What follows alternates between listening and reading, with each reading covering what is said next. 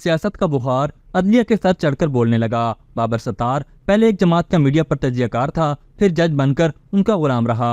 अतर मिनुल्लाह साहब भी उमर अयूब की रिश्तेदारी का फायदा उठाते हुए अपने आप को तहरीक इंसाफ का आला ओहदेदार का ख्वाब देख रहे हैं और अब मंजर आम पर पेशावर हाई कोर्ट के चीफ जस्टिस भी शामिल हो गए हैं। मौसूफ ने आज काजी साहब के खिलाफ खत लिखकर अपनी असलियत जाहिर कर दी है कि ये मुंसिफ इंसाफ की कुर्सी पर बैठकर अपना उल्लू सीधा करते रहे। जनाब इंतशारी टोले को बैग भर के जमानतें देते रहे। जरताज बुल, हमाद अजहर और आजम सवाती समेत लोगों को एक बॉडीगार्ड की तरह हिफाजत करते रहे, ये जानते हुए भी कि वो कौमी मुजरिम हैं। अली अमीन गंडापुर ने एक मासूम लड़की को बरहना बाजारों में फिरवाया, फिर उन्होंने केस खारिज करवा कर इसको तहफ़्फ़ुज़ दिया और आज वो वज़ीर आला है। तहरीक इंसाफ ने जहां पूरे मुल्क का सत्यानाश किया, वहां अदलिया का बेड़ा भी मजीद गर्क ही किया। अब उनके जज कुर्सी पर आते ही रिटायरमेंट के बाद सियासी ओहदा पक्का करने अब ये जज कम और सियासी जमात के ओहदेदार ज्यादा हैं। अल्लाह ही हाफिज है, अब इस फरसुदा निज़ाम अदल का अब कोई मौजदा ही बचा सकता है ऐसे।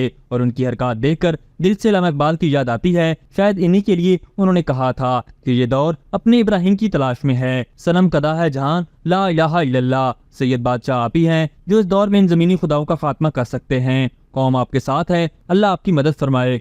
अभी तक के लिए सिर्फ इतना ही। मजीद दिलचस्प और ताज़ा तरीन खबरों से आगाह रहने के लिए हमारे चैनल इस्लामाबाद इंसाइडर को सब्सक्राइब करना मत भूलिए। और अगर हमारी ये वीडियो आपको अच्छी लगी है तो इसे लाइक कर दें और अपनी कीमती राय का इजहार नीचे दिए गए कमेंट सेक्शन में ज़रूर करें।